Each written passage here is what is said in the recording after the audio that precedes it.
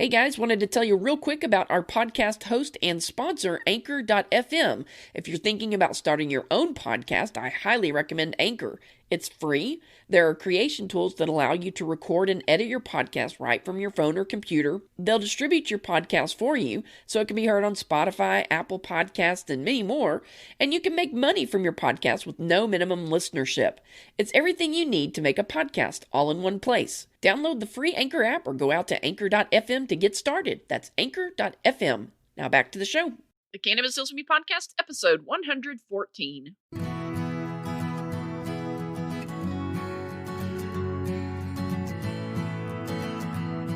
You're listening to the Cannabis Heals Me podcast, where we explore the real stories of real people who have discovered the profound healing properties of the cannabis plant in their own lives.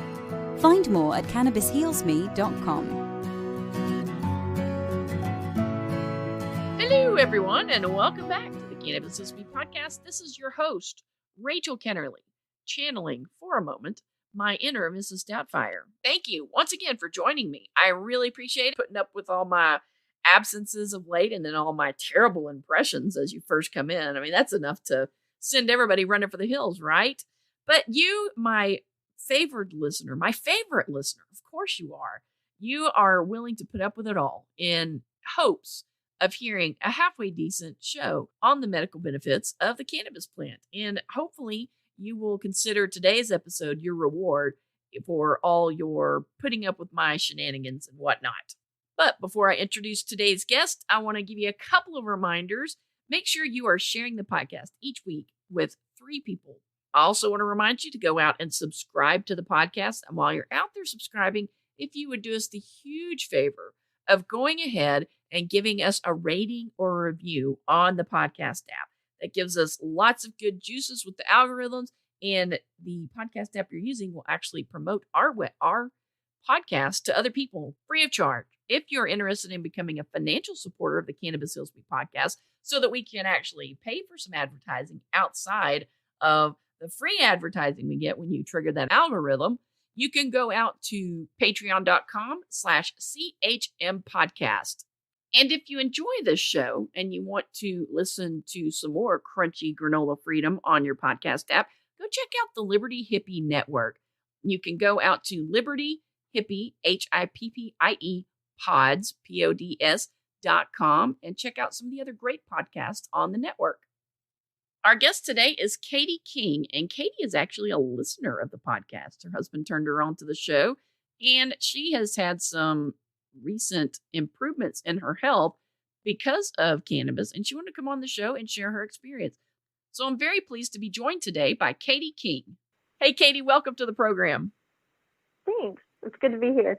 Absolutely. I was really excited to get your email. You sent me an email and said, hey, my husband and I have been listening for a while. It's always nice to get feedback to know that, somebody's out there listening and appreciating the content. And just the testimony that you shared on email, I don't want to read the email. I'll just kind of let you share it. But it sounds like you've made some amazing progress in using cannabis as medicine in the past few months. And just wanted to open the floor up to you and let you share that with us. Oh, yeah, definitely. Well, what I shared with you was really just the tip of the iceberg. Was everything. I had battled with PTSD severely for since 2013, I think it was. And so I guess now 7 years later, and then slowly it got worse and it morphed into bipolar, which I had suspected that, when I was younger. And then ADHD, and then fibromyalgia kind of snuck in. And then I ended up also with like multiple personality disorder where I would just dissociate, and I would have conversations with people to where I didn't remember the conversation, or I would think I had a conversation with somebody, but it never really happened. It was just like in my head. And a lot of it was due to the fact of like childhood trauma and abuse and everything. And so I would basically dissociate and pretend that I had these kind of hard conversations with people, or even just opening up how I felt about something. And so I've been on all sorts of meds. I'd been in 3 inpatient facilities when I was 17. Oh, wow. Over the course of like 5 months. ended up like in a wilderness program. That one absolutely changed my life. I thank God for that place. It's called Seuss of the Ozarks, and it's in North Carolina.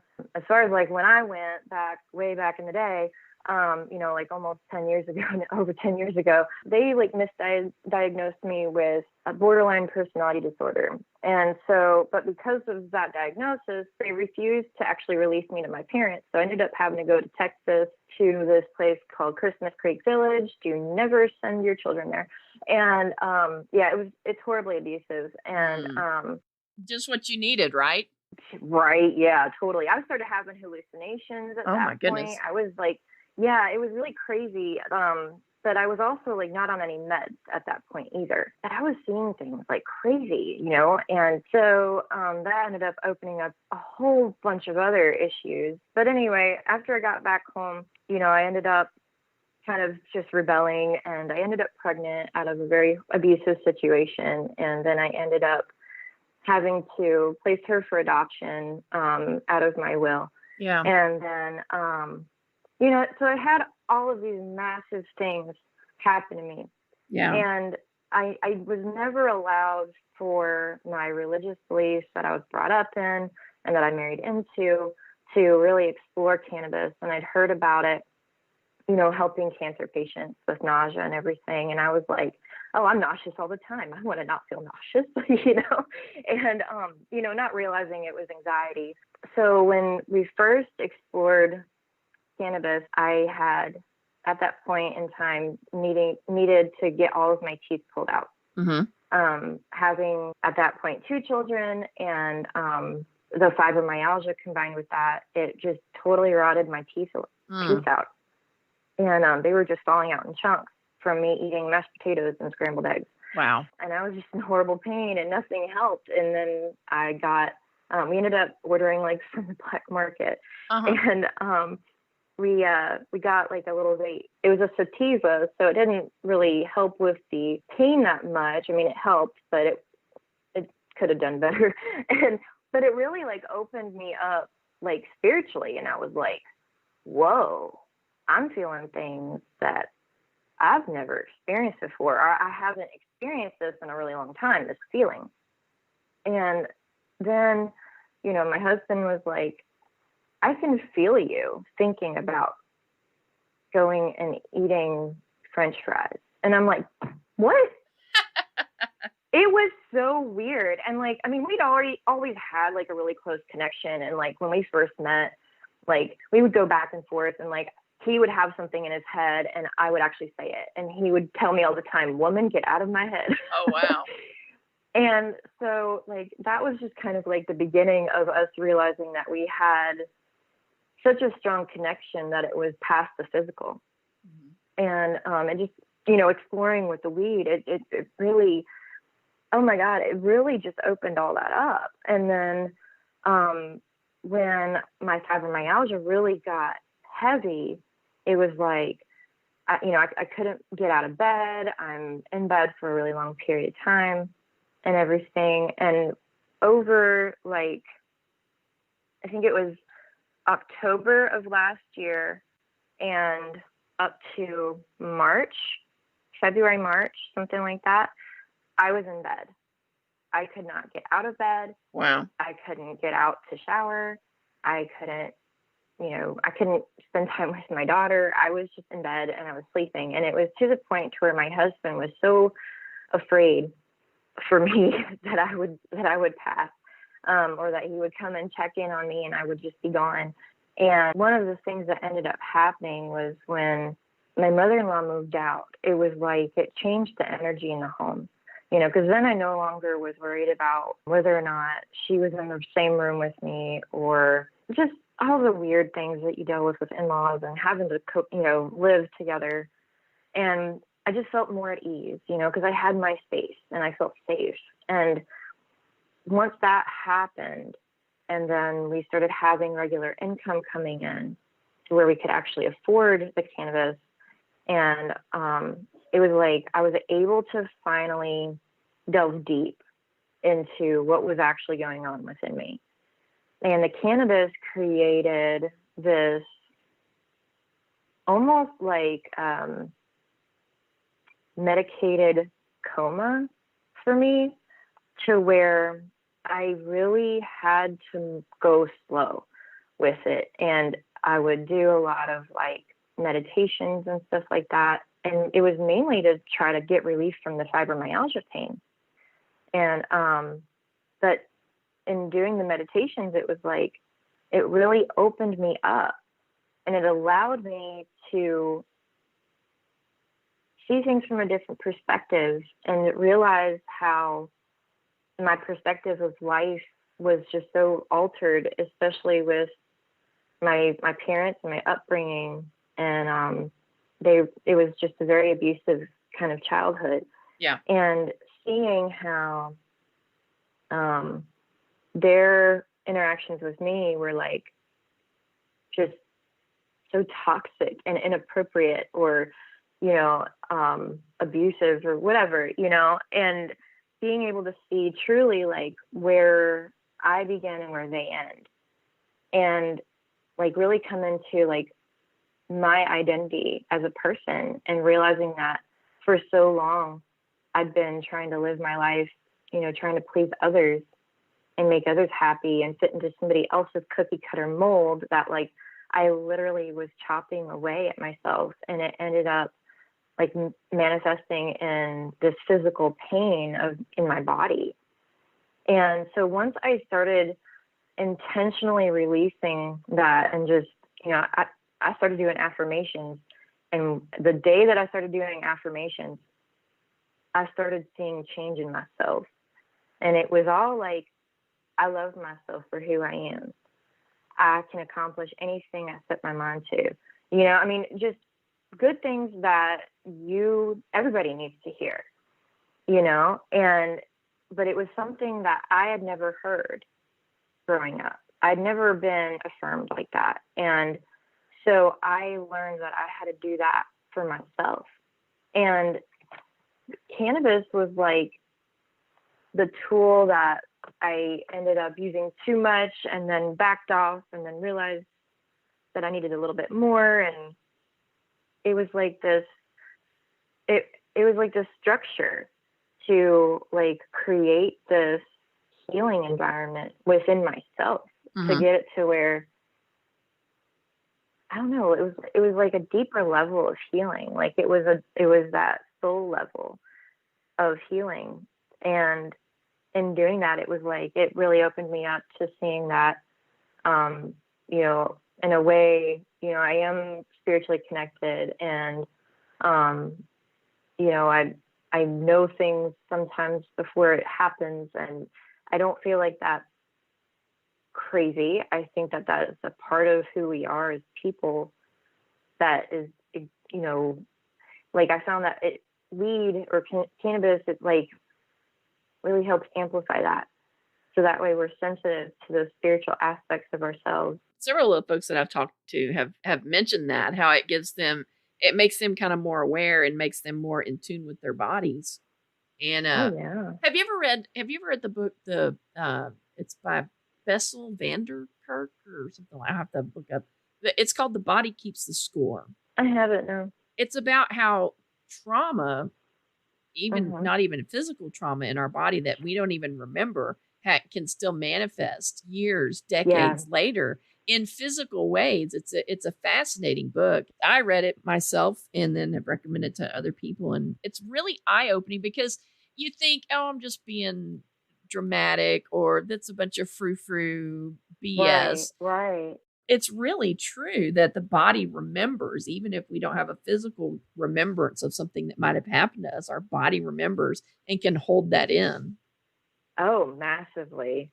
And like, I found that the pain actually manifested in areas of my body that I hated.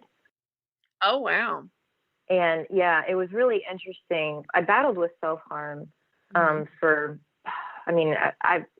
the last time, full disclosure, the last time I self-harmed was like 4 months ago, like at the beginning of this journey, but it's like, I have struggled with it since I was 14. Wow.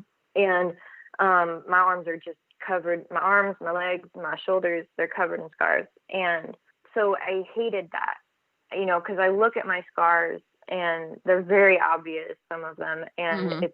it's embarrassing for me because it's like, I did that to myself, Yeah. and, I deserve that shame, kind of thing. And it's like learning to love my scars and seeing the scars as what they are. They're scars. They're not open wounds. Yeah. They're scars.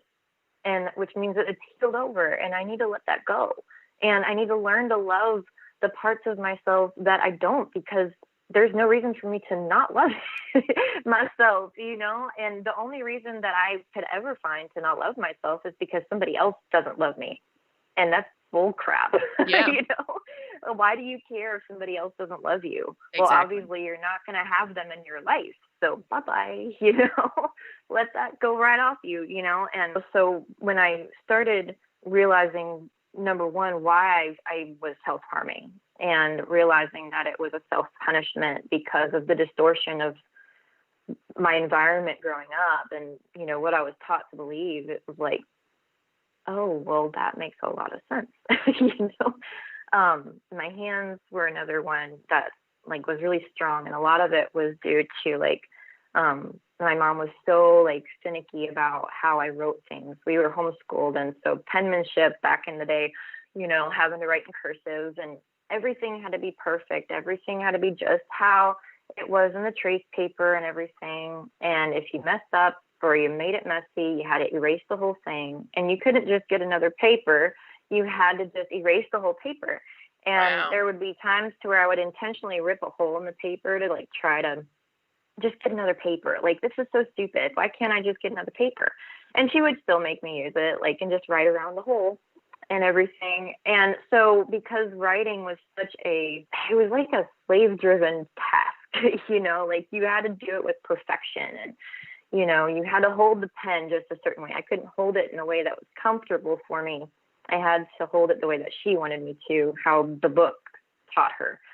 And so it was just very rigid kind of standards that was being applied. And so I hated my writing. I never felt like my handwriting was good enough. I never felt like I achieved any sort of beauty with my handwriting, because I saw my mother's handwriting and it was so beautiful, I thought. And, I wanted my handwriting to look like that.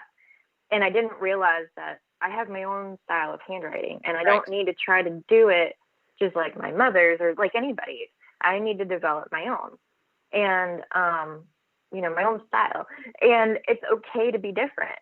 And I was so forced into this cookie cutter, again. And so once I started to accept the differences within myself, and recognizing that I'm different for a reason, and that I have interests in different areas for a reason, even though nobody else may around me, it doesn't mean that those interests or desires are wrong. It just means that nobody else around me, has the same interests, and I just don't know the other people that are similar. Now, you mentioned that your family was very rigid, and it sounds like, and you may have said this, but I have a 2-second memory, that it was a very religious background growing up. So I'm assuming that cannabis was considered the devil's lettuce, and it's illegal and therefore immoral, and you'll go to hell if you do it. How did you come to even consider cannabis as medicine, given that background? Well, because of the background. Yeah. I'm not trying to be sarcastic. It's very little. That's my background. I was raised Baptist, and then I married into a Pentecostal family. Mm-hmm. And then after a year and a half of being married, life hit us really hard, and we left the church. And for a long time, we battled with just struggling to find the truth, and, feeling like, the church just wasn't it. And at least with the structures that it has today and everything. And we went back and forth for a while, but it really got to where we stopped listening to what the pastors were saying. And we started reading the Bible. There's a novel concept, right? Right. But not just that. I mean, it was we started reading not only the Bible, but then we started looking at what was going on, the history of different things. And we actually found out that during the Holy of Holies ceremony that they did once a year in the temple and everything, they actually burned cannabis. And so we found that out, and it was really interesting. So we were like, well, if they did that in the Holy of Holies to, you know, quote unquote, bring down the Spirit of God, what does that mean about cannabis? And so we actually started using cannabis in a religious way. And it wasn't like we were doing a ceremony or anything, but we would basically go outside and talk about God and talk about the different things in the Bible and what we were learning. And we found that as we did that, like, our eyes began to open.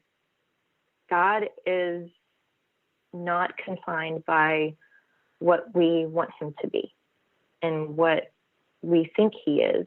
And what he expects of us is really just so much less than what the world puts upon us. And, you know, it's like, man, just love each other, be kind to each other, you know, and help each other when you can. Yeah. And it's like that. And what's crazy to me is, like, in my whole process, the origin of it all was stemming from me learning to love myself. Because I realized that if we don't know how to love ourselves, then we can't give love, because we only give what is within us. So if you don't have any love within you, you got to put it in you. And that's where the affirmations kind of came in, was that I had to put that love and that acceptance and that confidence and that self-control. And also, I want to say, I heard a commercial talk about ADD symptoms being the lack of ability to control your actions. And I thought that was crazy. And I'm like, no, that's self-control. Anyway, sorry. But yeah, so it's like, I had to put all that in me and tell myself that I could do it and I was capable and I can accomplish all this. And then, you know, and the weed was every bit of the way, man, every bit of the way. It, like, helped me to receive that. It helped me to believe it, you know, because, yeah, when you're a little high, you tend to believe things a little better. You know, so when you're talking to yourself and you're doing those affirmations, it does help, you know, just to be able to receive that, you know. But it's like, once I started to stay full and I started to put into myself at a rate that was faster than what I was putting out. And that that massively stemmed from putting boundaries up and just, you know, cutting people out of my life I didn't need to. And, you know, just taking care of myself in the simplest of ways, you know, like taking a bath every day, you know, went from taking a bath 4 times a month to taking a bath 1 to 2 times a day. So, and that happened over like a 2-week period. I mean, it was, and, you know, while I can't take all the credit, I know I did a lot of the work, you know, and everything, but I definitely give a lot of credit to cannabis in this, because if it wasn't for that, I mean, I no longer have dissociative episodes. I no longer, I can't remember the last time I actually felt depressed. I'm sorry if you hear my daughter and my husband trying to put her down. You're good. Anyway, all right. So, anyway, yeah, I no longer have those racing thoughts of anxiety and, you know, telling me that, you know, I can't do it and I'm not good enough and, you know, I don't have what I need, you know, and what if this and what if that, you know, and I'm, you know, obsessed and fret frantically, you know, when I allow myself to. And just being able to quiet my mind and being in the moment and learning what being in the moment is an incredible journey, because you realize that what you're doing is not being in the moment. Then you change it. And then you realize it still isn't being in the moment. And then you change it. And then you're like, oh, wait, I'm still not being in the moment. Crap. And it's like, there are layers to this, you know, and it's like the cannabis just allows you to open that onion. And it's like a very gentle and safe way of really exposing those wounds and allowing the cleaning and the purging to happen. And, and that was another thing that I found very interesting, was there were times to where I would smoke and I would purge. And it was so cleansing for me.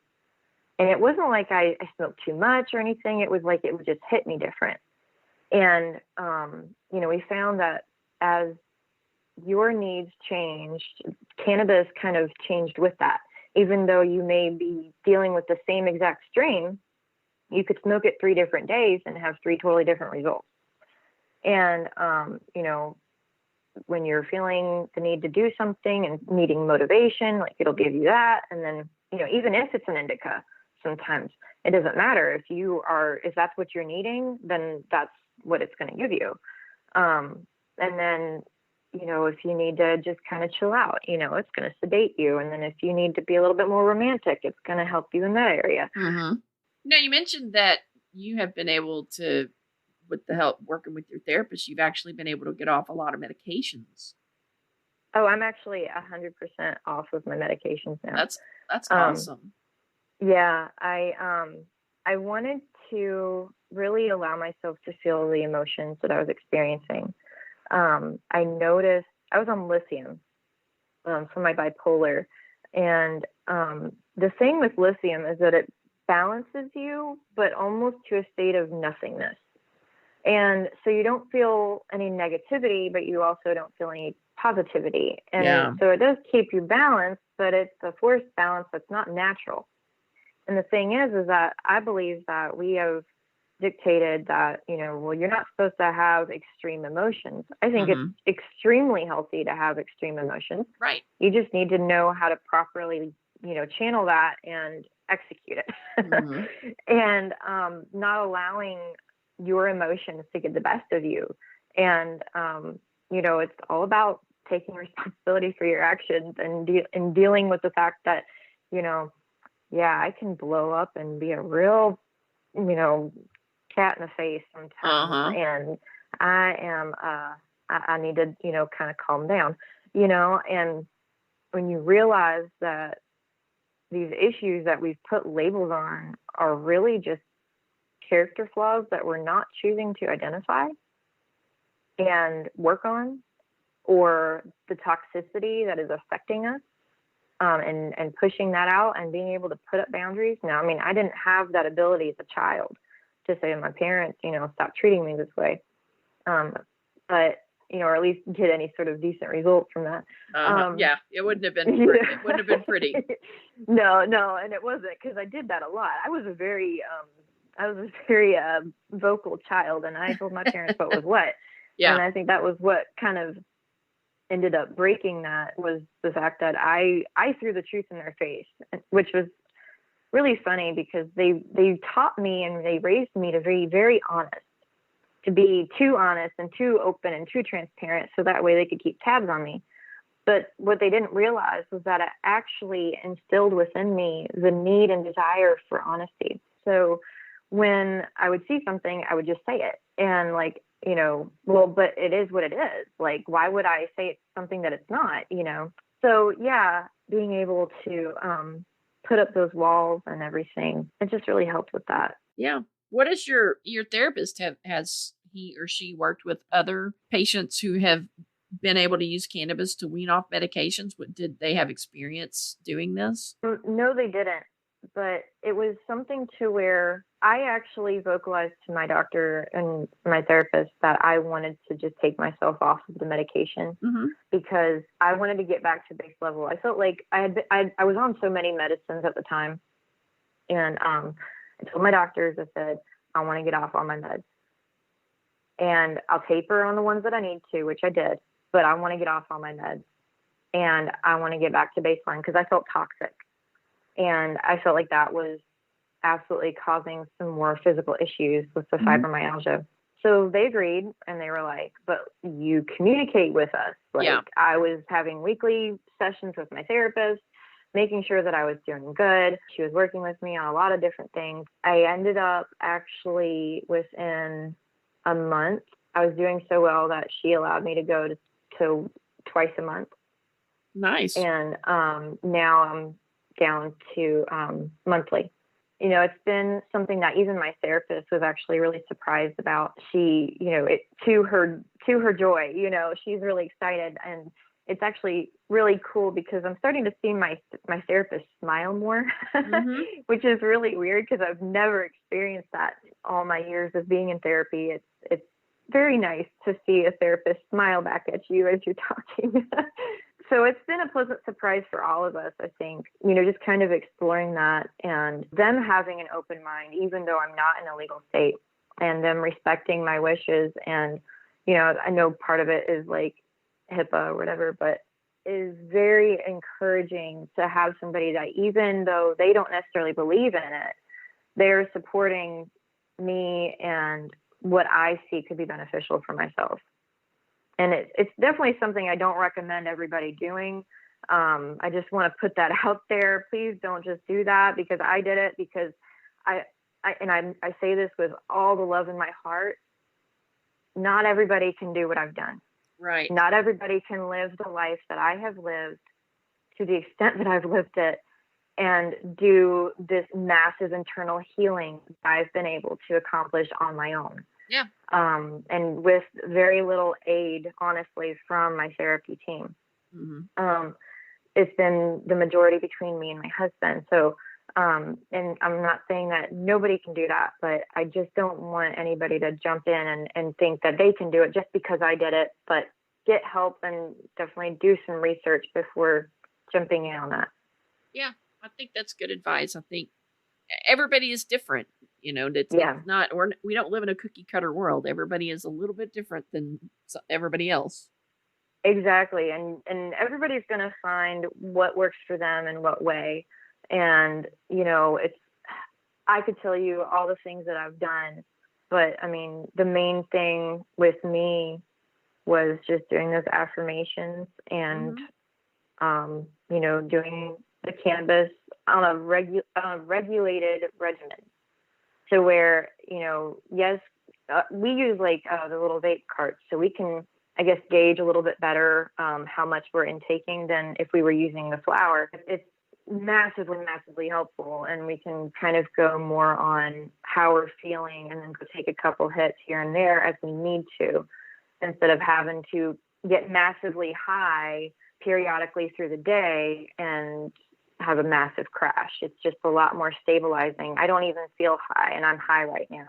You get to that point to where you're functioning, you know, but it's at a good level. And then, you know, there'll be times where you'll taper off and you won't feel the need to do that. And if you listen to your body, you will know so much more about what you need than you give yourself credit for, and then what the doctors and the pharmaceutical companies want you to believe. You know so much more than what they do, because you're the one that lives in your body. You're the one that knows what you're feeling so much more than anybody else does. Well, this has been great, Katie. I really appreciate you coming on and sharing your story. And I hope that it will be an inspiration to other people who have struggled with similar conditions to know that there is hope, and you can find hope in cannabis.